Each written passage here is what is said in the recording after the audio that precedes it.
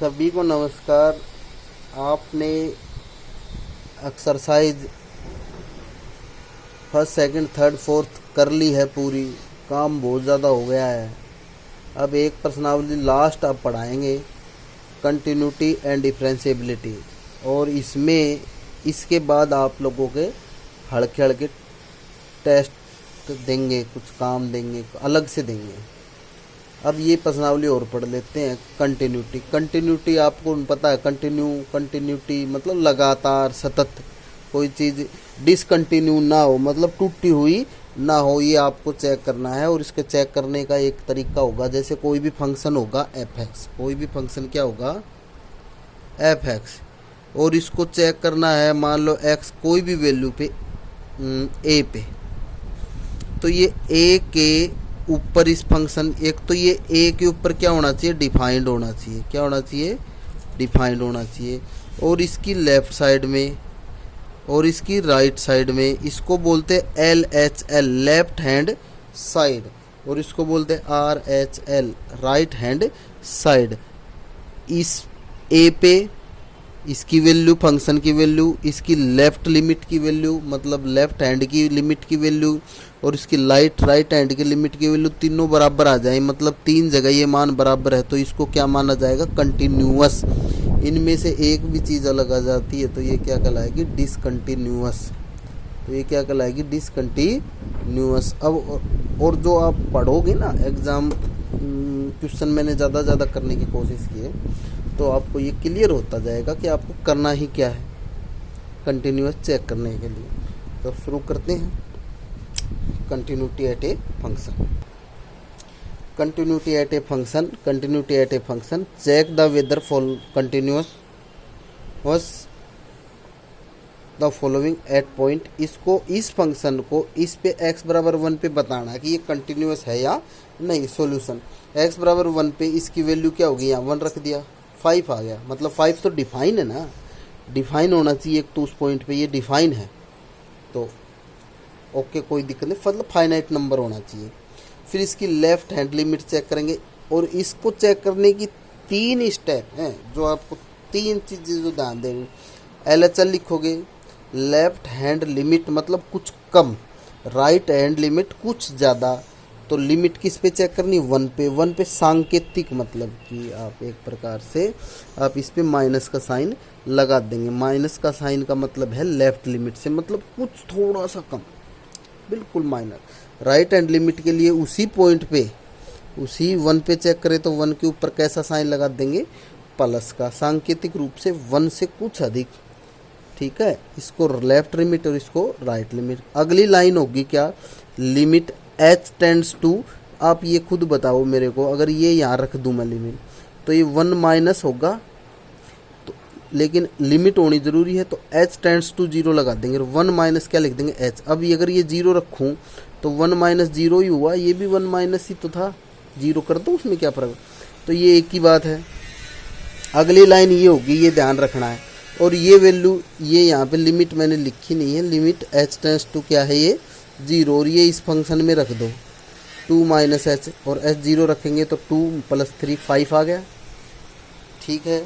अब इसकी right hand limit को चेक करते हैं। Limit x tends to 1 plus f, plus रखने के लिए यहाँ h लगाएंगे प्लस के आगे, और h टेंड्स टू क्या लिखेंगे, 0 रख दिया। अब ये इसमें रख देंगे, यहाँ पे भी लिमिट है h टेंड्स टू 0 रखेंगे तो ये क्या आ गया, 5। देखो ये 5 है, ये 5 है, ये भी 5 है, मतलब फंक्शन की value f(x), left hand limit और राइट हैंड लिमिट। f(x) क्या हो गया, continuous at x is equal to 1। f(x) क्या हो गया, continuous at x is equal to 1, क्योंकि फंक्शन की वैल्यू पॉइंट किस पर, 1 पे, लेफ्ट हैंड लिमिट और राइट हैंड लिमिट क्या है, इक्वल है, तो फंक्शन क्या कहलाएगा, कंटिन्यूअस। सेकंड क्वेश्चन देखो, प्रूव दैट x की power n continuous x is equal to 1 पे, वरना वही है, x इजिकल टू n पे फंक्शन की वैल्यू क्या होगी, यहाँ n रख देंगे तो n की पावर n की पावर n एक पॉजिटिव इंटीजर है, तो कोई ना कोई संख्या ही होगी, तो f(x) क्या हो गया, डिफाइन हो गया। अब इसकी लेफ्ट लिमिट लगा दी हमने। लेफ्ट लिमिट के लिए वो x tends to n minus आएगा, n माइनस के लिए क्या हो गया, ये f(x) हो गया, फंक्शन लिख दोगे। फिर मैंने कहा था h लिखना है, n माइनस h, और h टेंड्स टू क्या लिख देंगे, 0।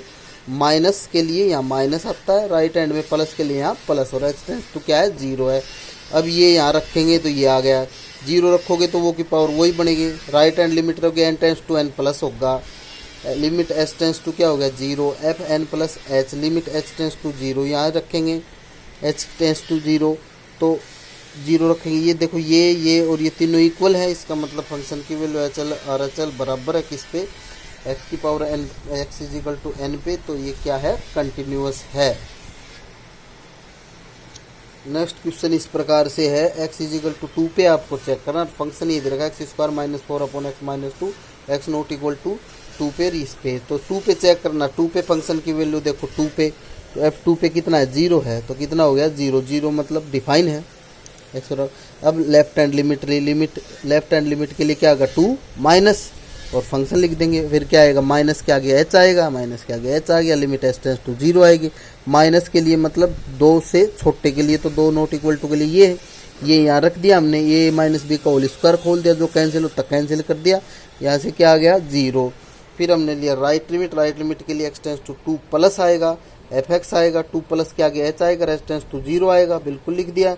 अब ये नॉट इक्वल टू के लिए यही है, यहाँ पे एक्स की जगह क्या लिख देंगे 2 प्लस एच, इसको ओपन कर दिया, चेंज कर दिया, लिमिट रख दी, और यहाँ भी क्या आएगा 0, यहाँ भी लिमिट क्या है H tends to 0, H tends to 0 है, ये भी क्या आ गया 0 0 और 0, इसका मतलब फंक्शन की एट इक्वल टू 2 पे F X left hand limit right hand limit equal है, तो एफ एक्स क्या हो गया continuous at X is equal to 2। इसी प्रकार फोर्थ क्वेश्चन देखते हैं, और ये दे रखा है एक्स इज इक्वल टू 3 पे आपको चेक करना है, इस प्रकार का ये प्रश्न दिया हुआ है भाई। यहाँ ध्यान से आप देखो, एक्स इज इक्वल टू 3 पे चेक करते हैं तो फंक्शन 5/3 डिफाइन दे रखे हैं।